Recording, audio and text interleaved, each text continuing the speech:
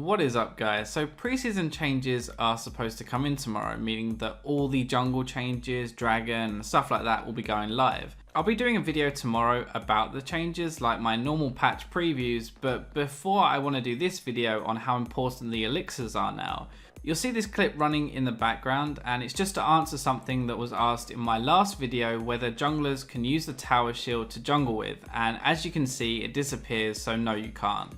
Now there are 4 different elixirs now. They unlock at level 9 and they cost 400 gold each. You can only have one of them at a time, and it works a little differently. Like, they do still have these small stat buffs on them like AP, but the main difference between each of them is a unique buff they give. So first up is the Elixir of Ruin. It gives you 250 health, 15% bonus damage to towers, and the buff makes minions gain 15% damage to towers as well as movement speed.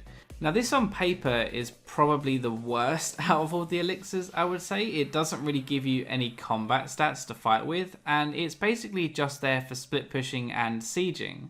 The cool thing about this though is that when you combine it with the 4th dragon buff, which is damage to minions, and the Baron buff, your minions will be so strong and you're going to shred towers really quickly.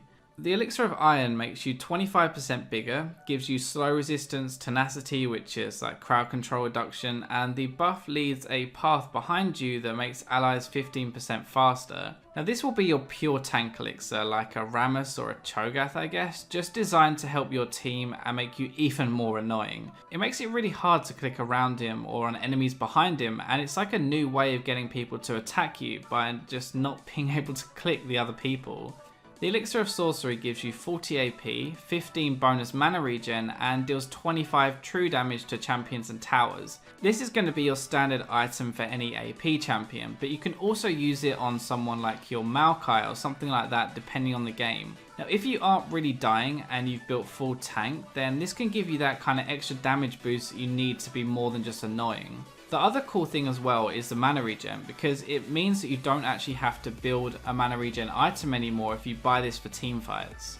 Now finally, the Elixir of Wrath gives you 25 AD and heals you for 10% of your physical damage dealt, while also being able to extend the duration. Now this is a really good item for AD carries and assassins like Zed once you get a few items. Now always with percentage stuff, and I've said this a lot, it's more useful when you have more of that stat that it buffs. So in this case it's more of a, if you're behind and you don't have many items, it's not really going to do much, and it's less useful on tanks because you won't have as much AD, but if you do have a lot of AD then it's going to be really strong. Now the reason I wanted to make this video, even though it's a bit short, is because they can all have a huge impact in games, but only if you use them at the correct time. Now Ruin is for split pushing, and it's most effective with the Baron buff. Iron is when you're ahead and trying to force fights. Wrath is good when you actually have some AD already built because it does percentage, and actually Sorcery is pretty good all around at any stage of the game.